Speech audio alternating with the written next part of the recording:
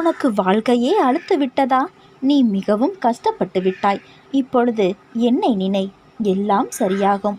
யாரோ ஒருவர் எதையோ ஒன்றை தற்செயலாக செய்வார். நீ உன் கவலையிலிருந்து விடுபடுவாய். ஸ்ரீ சாய்நாதரின் ஆசிகளின் மகிமை உனக்கு தெரியாது.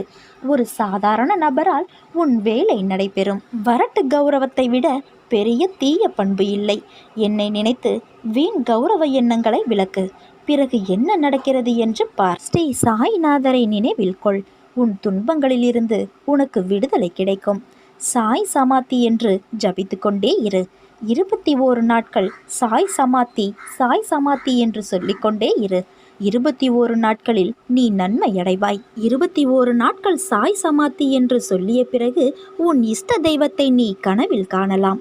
உனது இஷ்ட தெய்வத்தை நினைத்துக்கொள். அதனால் உனது துயரம் மறையும். எந்த ஆதாயத்தையும் எதிர்பார்க்காமல்